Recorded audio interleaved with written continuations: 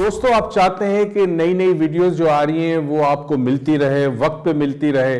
Mind sciences official के हमारे YouTube को सब्सक्राइब करें और बेल आइकन को क्लिक करें ताकि आपको फौरन नोटिफिकेशन मिल जाए, जो लाइव वीडियोस आ रही है उसके बारे में फौरन मालूमात मिल जाए।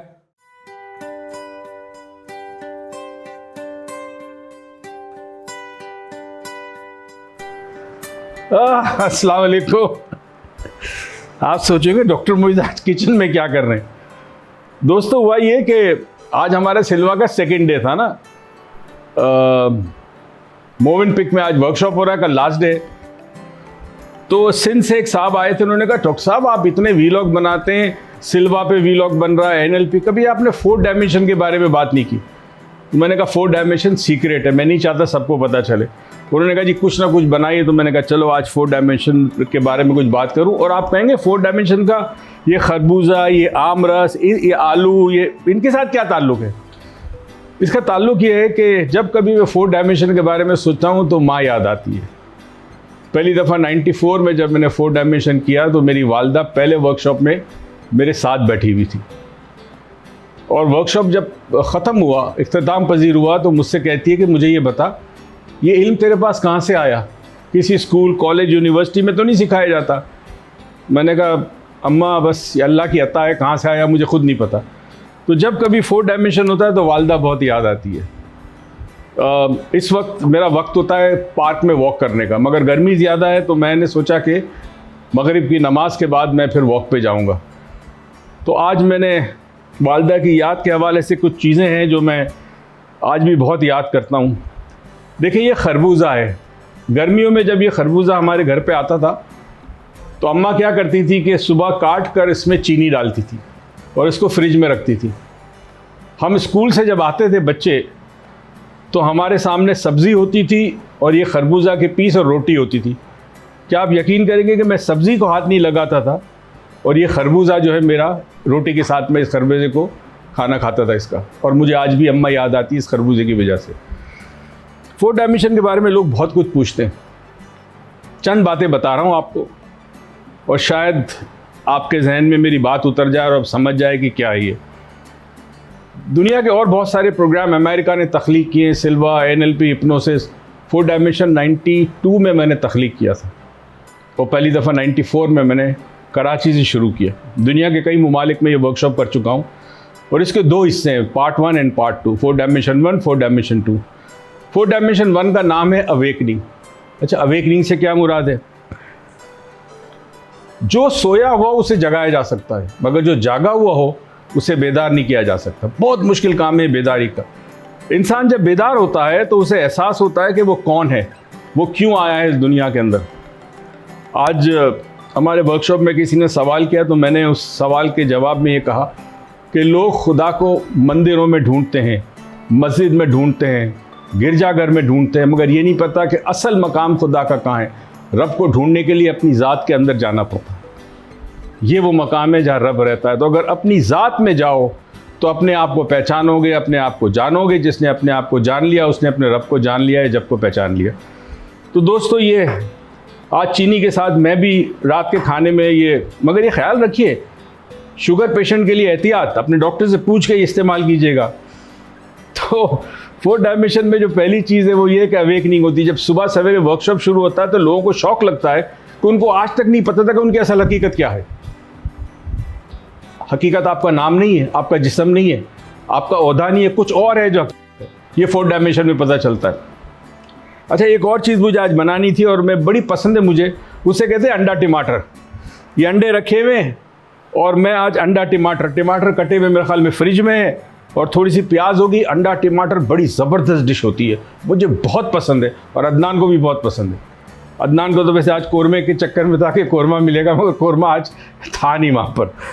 तो एक दूसरी बड़ी अहम चीज़ ये होती है कि क्या आप चाहते हैं कि आप में इतनी कशिश हो, आपकी शख्सियत इतनी पुरकशिश हो कि लोग आपकी तरफ खींचे चले आएँ। किसी महफिल में जाए, हर कोई आपका गर्विदा हो जाए, हर कोई आपके साथ साथ हो, हर कोई आपको चाहने लगे, हर कोई आपका फ़ैन हो। 4 डायमेंशन में एक टेक्निक है, उसको कहते हैं चक्रा एंड ऑरा एक्टिवेशन। उस टेक्निक के बाद आपके अंदर ऐसी कशिश होगी जैसे मैग्नेट है ना, वो लोहे को खींचता है, आप लोगों को अपनी तरफ खींचेंगे। और एक दूसरी टेक्निक है कि कुछ ऐसे रिश्ते होते हैं कि जिसमें आप चाहते हैं कि वो आपसे दूर रहे। अच्छा, ज़बान से नहीं कह सकते आप उनको, रिश्ते नाजुक होते हैं, मगर ऐसे लोग आपके लिए पॉइजन होते हैं, जहर होते हैं, आपकी ज़िंदगी में जहर घोलते हैं। तो आप चाहते हैं वो आपसे दूर रहे, तो ऐसी टेक्निक है कि वो खुद ब खुद दूर चले जाएंगे। अच्छा, ये दूसरी चीज़ जो है बड़ी कमाल की है, ये आम रस है जी। मिल्क शेक नहीं है, मैंगो शेक नहीं है। मैंगो शेक ब्लेंडर में बनता है, उसमें आप आम के पीसेस डालते हैं, कुछ दूध डालते हैं, कुछ चीनी डालते हैं, वो अलग चीज़ है। ये आम रस है जो हाथ से निकाला जाता है। अब मैं आज आपको इसमें और शेक में फ़र्क बताता हूँ। शेक एक मोटर होती है और उसके ऊपर एक लोहे का पंखा होता है जो शेक बनाता है। उसमें स्टील होता है, लोहा होता है, ये हाथ से निकाला जाता है।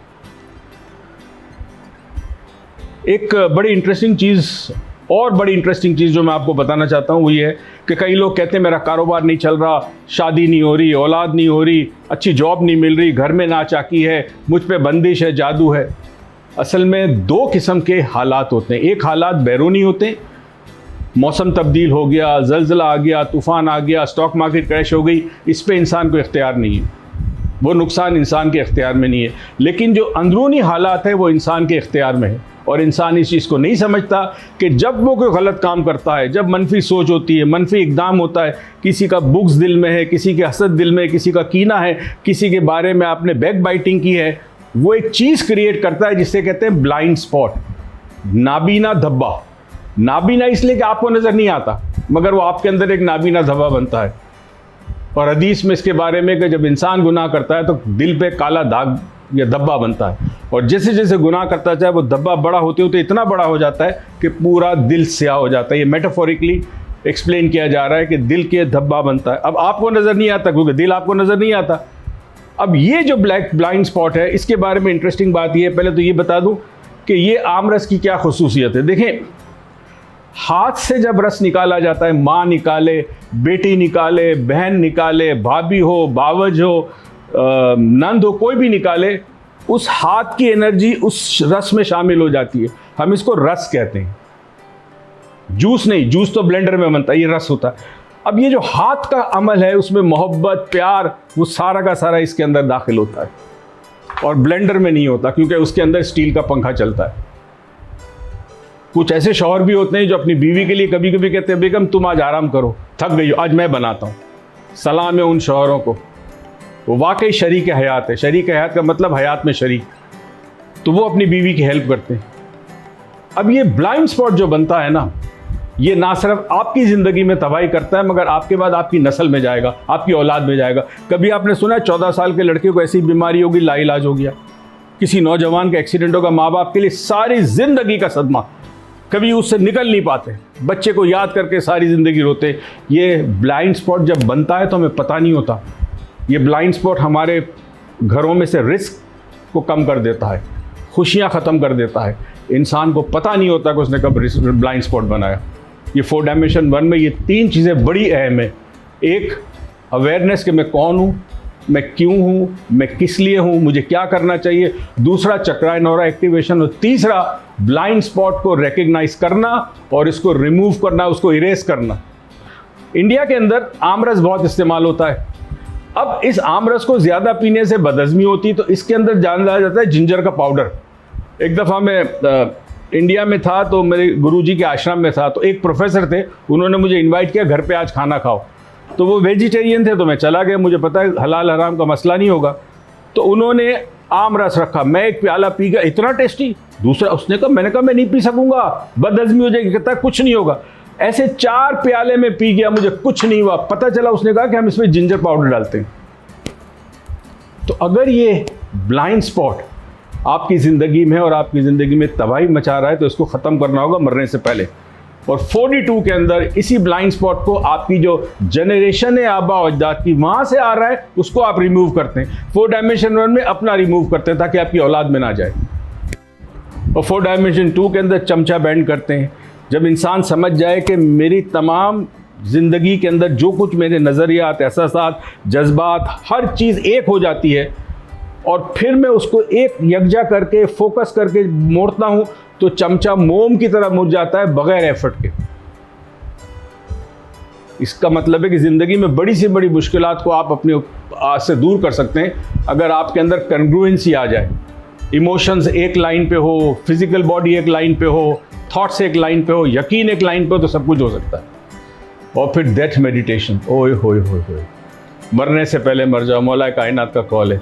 यानी इंसान मरने से पहले एक्सपीरियंस कर ले कि मौत क्या होगी, और उस 4 डायमेंशन 2 के अंदर जब आप मराकबा करते हैं मौत का, और उसके बाद आप रब की बारगाह में पहुंचते हैं, वहाँ से दूसरा अहद करके आते हैं रब के साथ, तो आपकी ज़िंदगी तब्दील हो जाती है।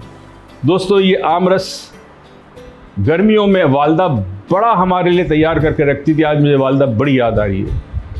ये खरबूजा जिस पे चीनी डाली जाती थी, बड़ी याद आ रही है। और आज मैंने नई डिश बनानी है, खुद बनानी है। अच्छा, आप कहेंगे डॉक्टर साहब, मोई साहब, आप माइंड साइंसेस वाले आदमी है, खाना कैसे बनाना आता है? मैं 1982 में अमेरिका में रहता था, और अगर अमेरिका में जो शख्स रहा है उसे खाना बनाना आता है। इतना अच्छा नहीं आता जितने ख़वातीन को आता है, मगर मुझे बहुत सारे लजीज खाने बनाने आते हैं।